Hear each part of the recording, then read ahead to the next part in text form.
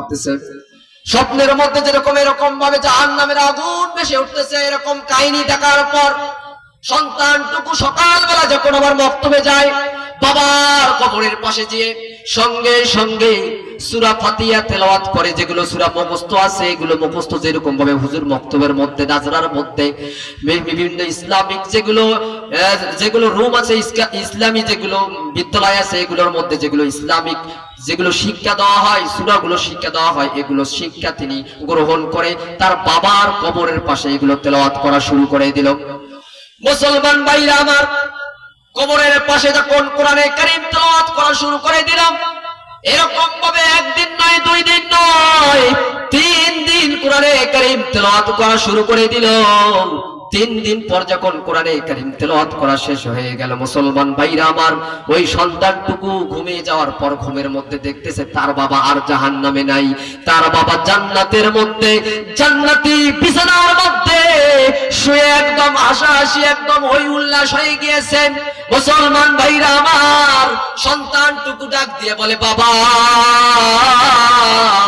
আমি বুঝলাম না, কয়েকদিন আগে দেখলাম তুমি জাহান্নামের আগুনে যাইতেছো, তুমি কান্না করতে করতে বেহুশ হয়ে গিয়েছো, কিন্তু আজকে তুমি জাহান্নামের থেকে না হয়ে তুমি জান্নাতের মধ্যে দেখতেছি তুমি বাতাস খাইতেছো, তুমি জান্নাতি বিছানায় ঘুমিয়ে আসো। বাবা ডাক দিয়ে বলে, সন্তান রে, আমি জাহান্নামে পুড়তে পুড়তে কয়লা হয়ে গিয়েছিলাম, আবার আমাকে জাহান্নাম থেকে উঠে আবার জাহান্নামের মধ্যে ফেলে দেওয়া হয়েছিল, আবার টুকরো টুকরো হয়ে গিয়েছিলাম, আবার আমাকে জাহান্নামের মধ্যে নিক্ষেপ করা হয়েছিল, আবার আমাকে কয়লা বানিয়ে দেওয়া হয়েছিল। আমি চিৎকার করেছি, কেউ আমার কথা শুনতে পারে নাই। হঠাৎ করে যখন তুমি একদিন আমার কবরের পাশে গিয়ে যখন সূরা ফাতিহা কোরআনে কারীম তেলাওয়াত করলে, সঙ্গে সঙ্গে আমার আল্লাহ পাক তোমার কোরআনে কারীমের তেলাওয়াতের অনুযায়ী, তোমার কোরআনে কারীম, আল্লাহর কোরআনে কারীম তেলাওয়াতের পরে পরে তুমি যখন কোরআনে কারীমের তেলাওয়াতগুলো শুরু করলে, সঙ্গে সঙ্গে আল্লাহ পাক আপনাকে আমাকে জাহান্নাম থেকে মুক্ত করে জান্নাতের মধ্যে দাখিল করে দিয়েছে। জোরে বলুন সুবহানাল্লাহ। মুসলমান ভাইরা আমার, আল্লাহ পাক এই কোরআনে কারীমে এত মুজিজা দিয়েছেন, আর বাংলার জমিনে এই কোরআনে কারীমের কথাগুলো বললে কোন নাস্তিক মুরতাদের বাচ্চাগুলো আমাদের উপর হামলা মামলা দিয়ে দুর্নীতিবাজ ধোঁকাবাজি ঢুকে দিয়েছে। কথা বলেন ঠিক কিনা? মুসলমান ভাইরা আমার, কি দোষ ছিল কোরআনের পাখিগুলোর, যারা হক কথাগুলো বাংলার জমিনে, হকের দাওয়াতগুলো বাংলার জমিনে দিত? ওরা তো কোনো রাজনৈতিক কথা বলতো না, শুধু আল্লাহর দ্বীনের কথাগুলো বলতো। যে মুসলমান ভাইরা আমার জাহান্নাম থেকে মুক্ত হয়ে জান্নাতের দিকে ধাবিত হতে পারে, আল্লাহর ভালোবাসা অর্জন করতে পারে, সঠিক প্রদর্শন হিসাবে সঠিক পথ যেন অবলম্বন করতে পারে, এই দ্বীনের দাওয়াতগুলো আলেম ওলামা দেয়। কিন্তু বাংলাদেশের সমাজে এমন কিছু নাস্তিক মুরতাদের বাচ্চাগুলো ছিল যারা আলেমদেরকে নির্মম নির্যাতিত করেছিল। কথা বলেন ঠিক কিনা? জুলুম অত্যাচার নিষ্পেষিত করা হয়েছিল। কথা বলেন ঠিক কিনা? মুসলমান ভাইরা আমার, আল্লাহ পাক সূরাতুর রহমানের মধ্যে বলেন, 27 নম্বর পারা 10 নম্বর পৃষ্ঠা আল্লাহ পাক বললেন, আল্লামাল কুরআন খালাকাল ইনসান। আল্লাহ পাক বলেন, আল্লামাল কুরআন, আমি শিক্ষা দিয়েছি কোরআন, খলাকাল ইনসান, আমি সৃষ্টি করেছি মানুষ।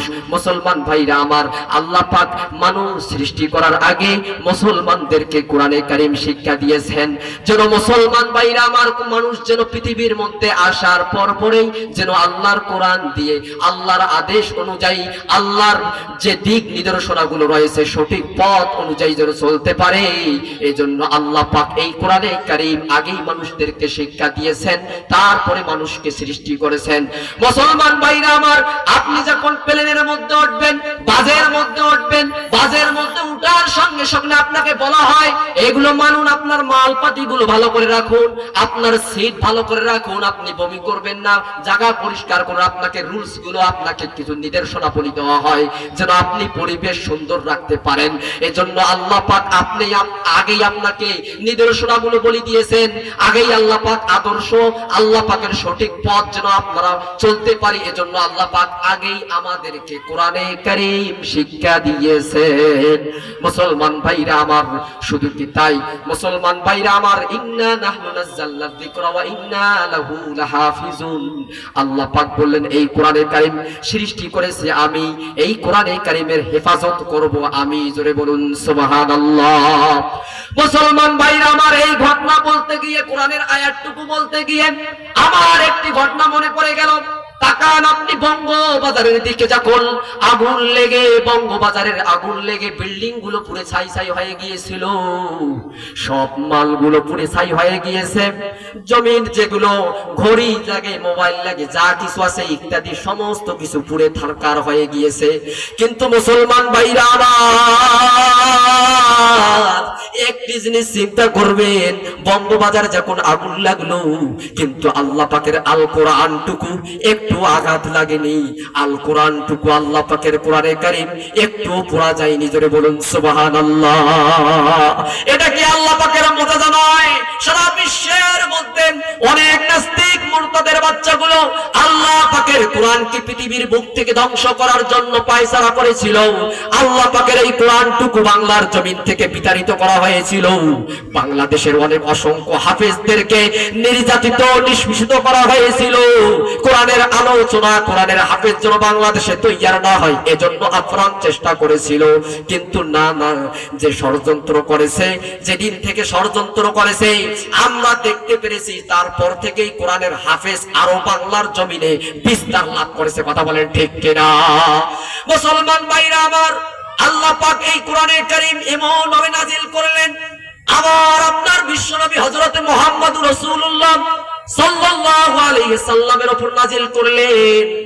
আল্লাহ পাকের নবী এই কোরআনে কারীম মুখস্থ করার জন্য তাড়াহুড়া শুরু করলেন। আল্লাহ পাক বললেন, নবী হে, আপনি কোনো চিন্তা করুন না, তাড়াহুড়া করেন না, আমি এই কোরআন আপনার সিনায় ঢুকিয়ে দেব। জোরে বলুন সুবহানাল্লাহ। মুসলমান ভাইরা আমার, এই কোরআনে কারীমের যারা হাফেজ হয়, এই কোরআনে কারীম যারা মুখস্থ করে, এই কোরআনে কারীম যারা তেলাওয়াত করে, এই কোরআনে কারীম যারা মহব্বত করে, ভালোবাসে, দেখবেন তারাই আল্লাহর খাঁটি বান্দা হয়ে যায়। জোরে বলুন সুবহানাল্লাহ। মুসলমান ভাইরা আমার, এই কোরআনে কারীম এত সম্মান, এত মর্যাদা, এই কোরআনে কারীম যারা তেলাওয়াত করে তাদের সম্মান আল্লাহ বৃদ্ধি করে দিয়েছেন। এই কোরআনে কারীম যারা ভালোবাসে তাদের সম্মান আল্লাহ বৃদ্ধি করে দিয়েছেন। এই কোরআনে কারীম যারা মুখস্থ করে হাফেজ হয়, আল্লাহ পাক তাদেরকেও সম্মান বৃদ্ধি করে দিয়েছেন। মুসলমান ভাইরা আমার, শুধু কি তাই নয়, আপনি যখন বাসার মধ্যে কোরআনে কারীম তেলাওয়াত করেন, দেখবেন সুন্দর করে একটি রুমাল বানানো হয়। এই রুমালটুকু পেঁচার পরে আপনি কি করেন, আলমারির উপরে রাখে দেওয়া হয়, যেন কোনো ময়লা না পড়ে। হায় রে হায়, এত সুন্দর মহব্বত করেন। মহব্বত করা ভালো, কিন্তু কাল কিয়ামতের দিবসে এই কোরআনে কারীম সুপারিশ করবে, আল্লাহকে বলবে, আল্লাহ তোমার এই বান্দা অমুক বান্দা আমার কোরআনে কারীম, তোমার কোরআনে কারীমকে সম্মান করে, মহব্বত করে, ভালোবেসে আপনাকে আমার গায়ে একদম সুন্দর করে প্যাকিং করে, যেন ময়লা না ভরে, এজন্য আমাকে একদম সাবধানে, একদম সুন্দর জায়গায়, নির্দিষ্ট জায়গায় আমাকে রাখা হয়তো। মুসলমান ভাইরা আমার, আপনি কিশোরগঞ্জ বাজার নয়, আপনি বাজারের মধ্যে গিয়ে যদি একটি কাপড় কিনে আনেন, হোক সেটা কম দামি কাপড়, হোক সেটা 20 টাকা 40 টাকা গছের কাপড়, মুসলমান ভাইরা আমার, এই কাপড়টা কম দামি হতে পারে, কিন্তু কাপড়টা যখন আপনি কিনে আনার পর কোরআনে কারীমের মধ্যে যখন একদম সুন্দর করে প্যাকিং করবেন, যখন এটা কভার হয়ে যাবে, কোরআনে কারীমের কভার, তখন এটা আর কাপড় থাকে না, দোকানের কাপড় থাকে না, এটা একদম সম্মানী হয়ে যায়। এই কাপড় যখন মাটির মধ্যে পড়ে যায়, দেখবেন অনেক মাসুম বাচ্চারা, কোরআনের হাফেজরা, অনেক তলবে ইলম ভাইরা এটা চুমা খায়। জোরে বলুন সুবহানাল্লাহ। মুসলমান ভাইরা আমার, বাজারের মধ্যে আপনি কাঠ মিলের কাছে যাবেন, কাঠ মিল অনেক রকম কাঠ পাওয়া যায়, এই কাঠও আমরা বসি, অনেক কাঠে আমরা ঘুমাই, কিন্তু এই কাঠটা এরকম কাঠ, আর এই কাঠ যদি বাসার মধ্যে এনে আবার যদি ফার্নিচার কাছে এনে যদি এই কাঠটুকু একদম কোরআনের রেহেল বানানো হয়, এই রেহেল বানানোর কারণে এই কাঠটুকুর মর্যাদা এমন বৃদ্ধি পায়। যদি এই রেহেলটুকু মাটির মধ্যে পড়ে যায়, দেখবেন ইমানওয়ালারা ভাইরা, মুসলমান ভাইরা, তলবে এলেম ভাইরা এটা চুমা খায়। জোরে বলুন সুবহানাল্লাহ। তাহলে বোঝা গেল কি, কোরআনে কারীমের সঙ্গে, কোরআনে কারীমের সঙ্গে যার এই মহব্বত ভালোবাসা হয়, সম্পর্ক হয়, আল্লাহ পাক যার এই ভালোবাসা তার এই সম্মান বৃদ্ধি করে দেন। মুসলমান ভাইরা আমার, এজন্য কোরআনে কারীমের সম্মান রক্ষার জন্য, কোরআনে কারীম বিস্তার লাভ করার জন্য, কোরআনে কারীমের আলোচনা বাংলার জমিনে রাখার জন্য, কোরআনে কারীমকে বাংলার জমিনে প্রতিষ্ঠা করার জন্য, কোরআনে কারীম বাংলার জমিনে যেন আইন শাসন হিসাবে কোরআনে কারীম গঠিত হয়।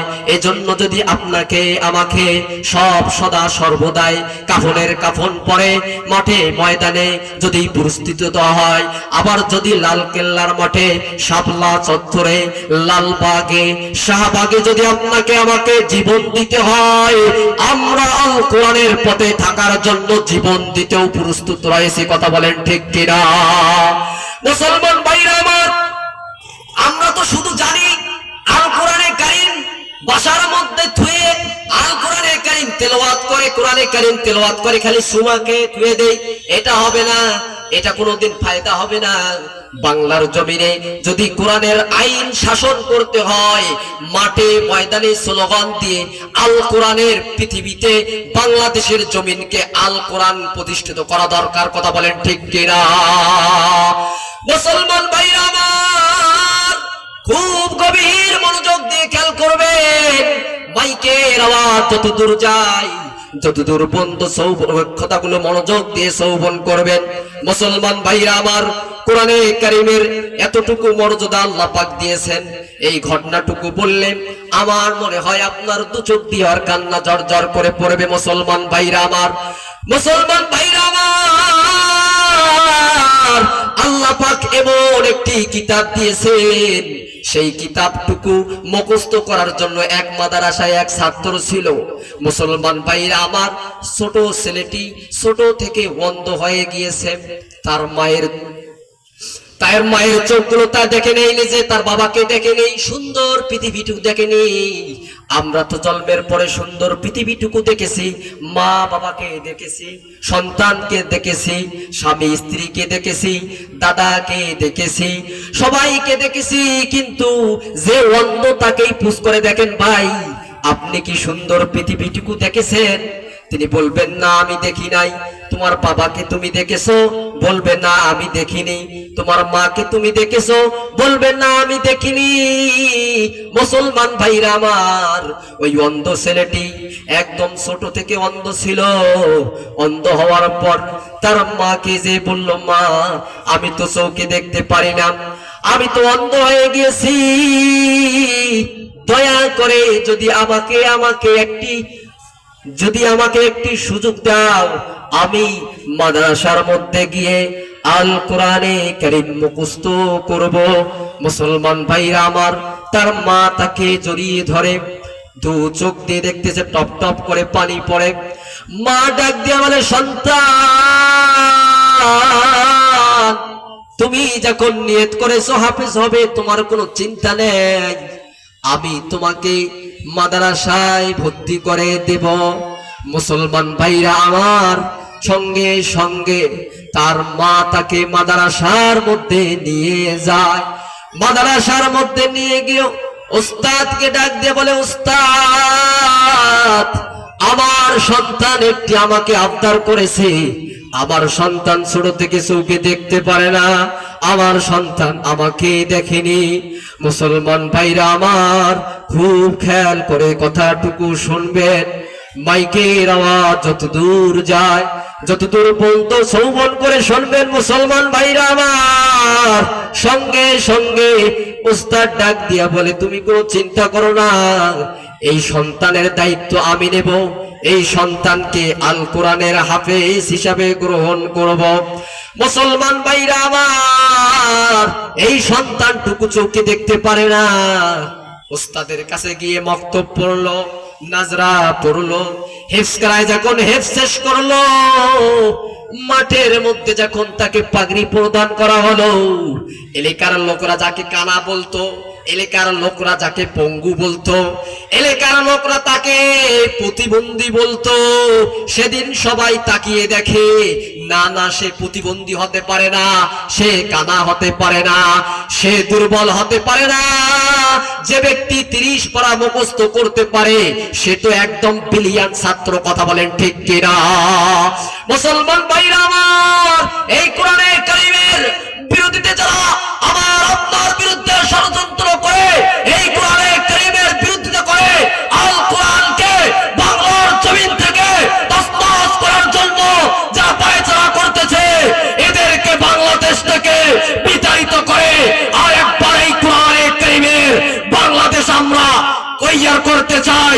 এতদিন দেখেছি অনেক আইন দিয়ে বাংলাদেশ শাসন করা হয়েছে, এতদিন দেখেছি অনেক শাসন দিয়ে বাংলাদেশ গঠিত হয়েছে, পরিপূর্ণ শান্তি আমরা খুঁজে পাইনি। নারী দর্শন থেকে শুরু করে গাঁজাখোর, ইয়াবা, সব রকমের দর্শন বাংলার জমিনে হয়েছে। আমরা এরকম বাংলাদেশ চাই না, আমরা এরকম একটি শান্তি শূন্য দেশ চাই, যে দেশে নারী দর্শন থাকবে না, যে দেশে গুম খুন হত্যা থাকবে না, যে দেশে মায়ের কোলে সন্তানের কান্না থাকবে না, যে দেশে 5 বছরের সন্তান খুন হয় এরকম থাকবে না।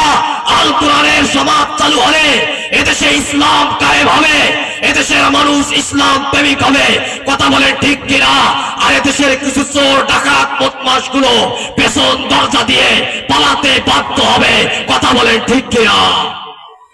মুসলমান ভাইরা আমার, যে বাংলাদেশের মধ্যে আল কোরআনের কথাগুলো বলতে গিয়ে পথে ঘাটে মানুষদেরকে লাঞ্ছিত, জুলুম, অত্যাচার করা হতো, বাংলাদেশে শুধু নয় আলেমদেরকে হত্যা করে গুম করা হতো, কোরআন অসংখ্য কোরআনে কারীমের হাফেজদেরকে নির্যাতিত, নিষ্পেষিত করা হতো। আমরা অনেক সহ্য করেছি, আর বাংলার জমিনে সহ্য করা হবে না। আমরা এই দেশ ইসলাম প্রেমিক চাই, এদেশের মানুষ ইসলাম প্রেমিক, এদেশের মানুষ 92% মুসলমানের দেশে ইসলামকে ত্যাগ করে মাইনাস করে করে ইহুদি কালচারের ধর্মকে যোগ করতে পারবে না। কথা বলে ঠিক কিনা? মুসলমান ভাইরা আমার, যে দেশে যদি গান বাজনা হয়, যে দেশে কোনো হিন্দুর পূজা আরো কিছু ইসলাম বিরোধী কাজ হয়, সেখানে কোনো পারমিশন নয়, সেখানে আরো বিভিন্ন দেখবেন নেতা কর্মী পাহারাদার থাকে। কিন্তু মুসলমান আফসোসের বিষয়, কয়েকদিন আগেই ধর 5 আগস্টের আগে যে মুসলমান ভাইরা আমার কোরআনে কারীমের হাফেজরা, কোরআনে কারীমের মাহফিল গুলো হতো, তাদেরকে নির্যাতিত, নিষ্পেষিত করা হতো, এমনকি প্রধান মুফাসসিরদেরকে এনে তারা লাঞ্ছিত, অপমানিত করে তাদেরকে গুম খুন হত্যার মামলা দিয়ে তাদেরকে কারাদণ্ড করা হতো। মুসলমান ভাইরা আমার, এখন বাংলার জমিনে আকাশে বাতাসে জলঢাকার মাটি, কিশোরগঞ্জের মাটি, সব জায়গায় ইসলামের বয়ানগুলো মানুষের কাছে ছড়িয়ে দিতে হবে। কথা বলেন ঠিক কিনা? আর ঘরে বসে থাকলে হবে না, সেটিং আর ফেসবুকে বসে থাকলে হবে না, দিন ইসলামের কথাগুলো বাংলার আনাচে কানাচে প্রচার করতে হবে। কথা বলেন ঠিক কিনা? মুসলমান ভাইরা আমার, আপনারা দেখেছেন কয়েকদিন আগে ইসলামিক দলগুলো যখন একত্রিত হয়ে যায়, যখন ইসলামিক স্কলার গুলো আসে, দেখবেন অসংখ্য তাওহীদি জনতার ঢল নেমে যায়। আপনারা দেখেছেন নীলফামারীতে যখন সংগঠন হয়েছিল, মানুষের ঢল নেমে গিয়েছিল। জলঢাকায় যখন ইসলামিক কর্মীদের নেতাদের আন্দোলন হয়েছিল, মানুষের ঢল নেমে গিয়েছিল। শাহবাগে যখন ইসলামের কথা বলা হয়েছিল, মানুষের ঢল নেমে গিয়েছিল। এখান থেকে প্রমাণ হয় আগামীর বাংলাদেশ ইসলামের বাংলাদেশ, এখান থেকে প্রমাণ হয় আগামীর বাংলাদেশ আল্লামা মামুনুল হকের বাংলাদেশ, এখান থেকে প্রমাণিত হয় আগামীর বাংলাদেশ ডাক্তার শফিকুর রহমানের বাংলাদেশ, এখান থেকে বুঝে যায় আগামীর বাংলাদেশ কোরআন প্রেমিকের বাংলাদেশ, এখান থেকে বুঝে যায় আগামীর বাংলাদেশ ইসলাম মোরাদের বাংলাদেশ, এখান থেকে বুঝে যায় আগামীর বাংলাদেশ কোরআন মোরাদের বাংলাদেশ, এখান থেকে বুঝে যায় আগামীর বাংলাদেশ টুপিওয়ালা পঞ্চমওয়ালাদের বাংলাদেশ। কথা বলেন ঠিক কিনা? মুসলমান ভাইরা আমার, ইসলামেরই শত্রুরা হয়ে যা সাবধান, নাইরে জুতার পানি খাবি থাকবে না সম্মান। কথা বলেন ঠিক কিনা? মুসলমান ভাইরা আমার, এই কথাগুলো বলার কারণ হলো ইসলামের কথাগুলো বাংলার জমিনে মানুষদেরকে বলতে দেওয়া হতো না। ইসলামের কথাগুলো যদি বাংলাদেশের জমিনে মানুষ যদি প্রচার করত, আর সুদখোর বেয়াদবি নাস্তিক মুরতাদের বাচ্চাগুলো বাংলার জমিনে আর থাকতে পারতো না। মুসলমান ভাইরা আমার, এই দেশটি ইসলামিক রাষ্ট্র হয়ে যেত। এই দেশে বদমাইশ, চুরি, ডাকাতি, গাঁজাখোর, ইয়াখোর বার যেগুলো লোক আছে, খারাপ লোক, তারা বুক চারিয়ে বেড়ায়। কয়েকদিন আগে ইসলাম প্রেমিক স্কলাররা, ইসলামিক দেশের শাসনকর্তারা, ইসলামিক দলের নেতারা তারা বেড়াতে পারতো না। কথা বলেন ঠিক কিনা? মুসলমান ভাইরা আমার, এই কোরআনে কারীম আল্লাহ পাক আমার আপনার বিশ্বনবী হযরতে মুহাম্মদুর রাসূলুল্লাহর প্রতি নাজিল করলেন। দীর্ঘ 23টি বছর আল্লাহ পাক আমার আপনার বিশ্বনবী হযরতে মুহাম্মদুর রাসূলুল্লাহ সাল্লাল্লাহু আলাইহি সাল্লামের উপর নাজিল করলেন। মুসলমান ভাইরা আমার, এই কোরআনে কারীম আমার আপনার বিশ্বনবী উম্মতে মুহাম্মাদিয়াদেরকে শান্তি, সুষ্ঠু, একদম সঠিক পথ প্রদর্শনের জন্য, এই জন্য আল্লাহ পাক কোরআনে কারীম মানুষদেরকে পাঠে প্রেরণ করেছেন। মুসলমান ভাইরা আমার, কোরআনে কারীম যখন আল্লাহর পাকের রাসূলের সামনে নাজিল হলো 5টি আয়াত, হযরতে জিবরাইল আলাইহিস সালাম হযরতে রাসূলুল্লাহ হযরতে মুহাম্মদ রাসূলুল্লাহ সাল্লাল্লাহু আলাইহি সাল্লাম হেরা পর্বতে গুহার মধ্যে 5টি আয়াত নাজিল হয়ে যায়। মুসলমান ভাইরা আমার, আপনার আমার বিশ্বনবী হযরত মুহাম্মদ রাসূলুল্লাহ সাল্লাল্লাহু আলাইহি সাল্লাম হেরা পর্বতে চলে গেলেন। হযরতে জিবরাইল আলাইহিস সালাম চলে আসলেন। হযরতে জিবরাইল আলাইহিস সালাম চলে আসার পরে আল্লাহর রাসূলকে বললেন, ইয়া রাসূলুল্লাহ, ইয়া হাবিবাল্লাহ, আপনি পড়ুন ইকরা বিসমি রাব্বিকাল্লাযী খালাক, খালাকাল ইনসানা মিন আলাক। এরকম ভাবে 5টি আয়াত যখন তেলাওয়াত করলেন, আমার আপনার বিশ্বনবী হযরত মুহাম্মদ রাসূলুল্লাহ সাল্লাল্লাহু আলাইহি সাল্লাম পড়তে পারেননি, কষ্ট হয়ে গেল। আর একবার যখন বললেন ইকরা বলো, আমার নবী বললেন লা আদরি, আমি জানি না। আরেকবার যখন বললেন ইকরা বলো, আমার নবী বললেন জানি না। আমার নবীর এমন কষ্ট হয়েছিল। মুসলমান ভাইরা আমার আপনার বিশ্ব নবী হযরত মুহাম্মদ রাসূলুল্লাহ সাল্লাল্লাহু আলাইহি ওয়াসাল্লাম যখন কোরআনে কারীম এরকম ভাবে 3বার নাজিল হলো, 3বার পাঠ করার কথা বলা হলো, এরপরে যখন আমার নবী বলা শুরু করে দেন ইকরা বিসমি রাব্বিকাল্লাযী খালাক, খালাকাল ইনসানা মিন আলাক, এরকম ভাবে 5টি আয়াত নাজিল হলেন। আমার আপনার বিশ্বনবী হযরত মুহাম্মদ রাসূলুল্লাহ সাল্লাল্লাহু আলাইহি সাল্লাম যখন নাজিল হলেন, তার শরীরটুকু জ্বর একদম কাঁপুনি শুরু হয়ে গেল। হযরত বিবি খাদিজা রাদিয়াল্লাহু তাআলা আনহু হযরত নবী করিম সাল্লাল্লাহু আলাইহি সাল্লামকে বললেন, নবী হে, আপনি হতাশ হবেন না, আপনি কোনো চিন্তা করেন না, আমি আপনার পাশে রয়েছি, আপনি কোনো চিন্তা করেন না। বিপদের সময় সঙ্গী ছিলেন হযরত বিবি খাদিজা রাদিয়াল্লাহু তাআলা আনহু। আল্লাহ পাক আপনাকে আমাকে এই দেশটাকে ইসলাম প্রেমিক, এই জীবনটাকে ইসলাম প্রেমিক হিসাবে গ্রহণ করার তৌফিক দান করুন। বাংলার জমিনে যেন ইসলামের কায়েম হয়, বাংলাদেশের মধ্যে ইসলামের আলোচক ব্যাপক হয়, এজন্য আল্লাহর কাছে ফরিয়াদ, আল্লাহ আমাদের দেশটাকে ইসলাম প্রেমিক কবুল করুন। এই বলে আমার বক্তব্য এখানে শেষ করলাম। ওয়া আখিরু দাওয়ানা আলহামদুলিল্লাহি রাব্বিল আলামিন। আসসালামু আলাইকুম ওয়া রাহমাতুল্লাহি ওয়া বারাকাতুহু। আমার ইউটিউব চ্যানেল আছে, যারা ইউটিউব চ্যানেল দেখতে চান আমার ওয়াজ হাফেজ মেহেদী হাসান রিফাত, হাফেজ মেহেদী হাসান রিফাত সার্চ দিলে আসবে, আপনারা দেখতে পারেন।